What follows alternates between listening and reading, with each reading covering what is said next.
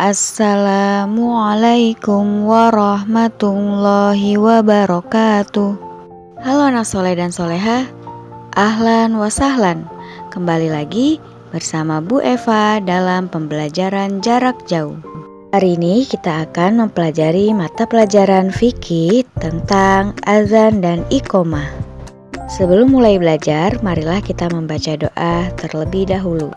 Bismillahirrahmanirrahim. Rabbi zidni ilma warzuqni fahma waj'alni minas sholihin. Minggu lalu kita telah mempelajari tentang pengertian azan. Selanjutnya, hari ini kita akan membahas materi tentang pengertian iqomah. Iqomah menurut bahasa berarti menegakkan sesuatu. Sedangkan menurut syariat, iqomah adalah pemberitahuan bahwa sholat akan segera dimulai. Ketika iqomah sudah dikumandangkan, bertanda bahwa sholat akan segera dimulai. Jadi, imam dan makmum sholat berjamaah menempatkan diri dan merapatkan shafnya atau barisannya.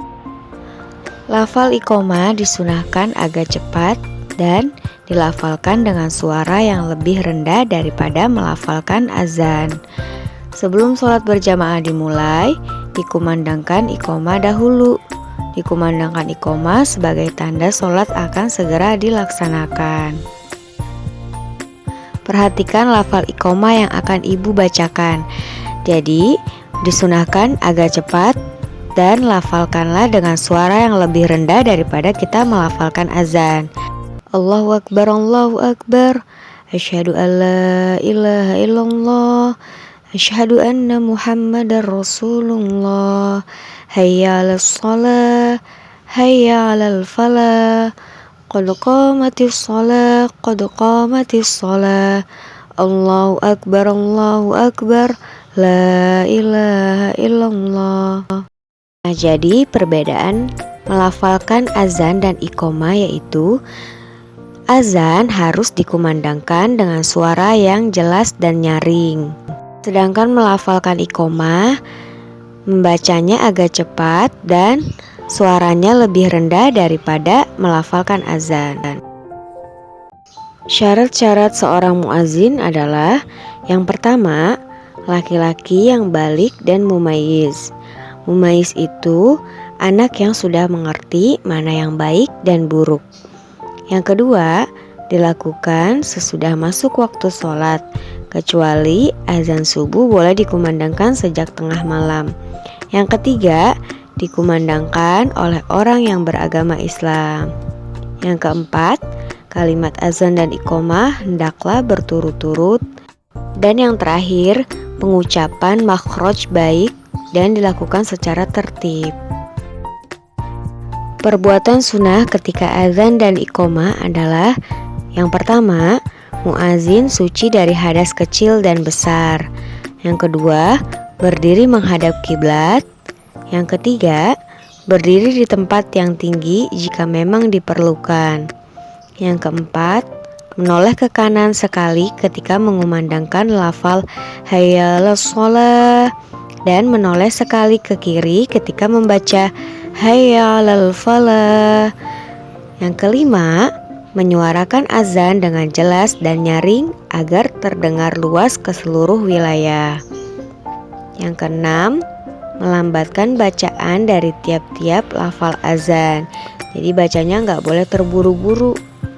Yang ketujuh, memasukkan kedua jarinya ke dalam kedua telinga. Yang kedelapan, menyuarakan azan dengan makhraj yang fasih. Yang kesembilan, mengumandangkan iqomah oleh orang yang sebelumnya azan. Yang kesepuluh, tidak berbicara ketika mengumandangkan azan dan iqomah. Kemudian, antara azan dan iqomah dipisah dengan tenggang waktu. Yang ke-12, membaca sholawat setelah azan. 13, tidak menerima upah dalam melakukan tugas azan dan iqomah. Yang terakhir, muazin hanya niat mengharapkan ridho dari Allah Subhanahu wa Ta'ala. Hukum mengumandangkan azan dan iqomah adalah sunnah. Jadi jika kita mengumandangkan azan dan iqomah akan mendapatkan pahala. Jika kita tidak mengumandangkan azan atau iqomah, kita tidak akan berdosa. Jadi ketika di masjid atau di musola sudah ada yang mengumandangkan azan dan iqomah, kita cukup mendengarkan dan menjawab lafal azan. Dan setelah azan selesai dikumandangkan, kita membaca doa setelah azan dengan khusyuk. Nah, itulah pengertian tentang azan dan iqomah. Tugas untuk hari ini adalah jawablah pertanyaan berikut ini. Nomor 1. Apa hukum mengumandangkan azan dan iqomah? Nomor 2. Sebutkan 3 syarat-syarat seorang muazin. Nomor 3. Sebutkan 3 perbuatan yang disunahkan ketika azan dan iqomah.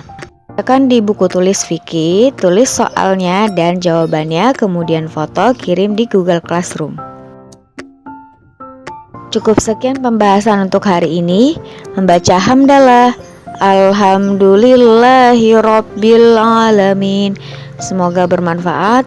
Wassalamualaikum warahmatullahi wabarakatuh.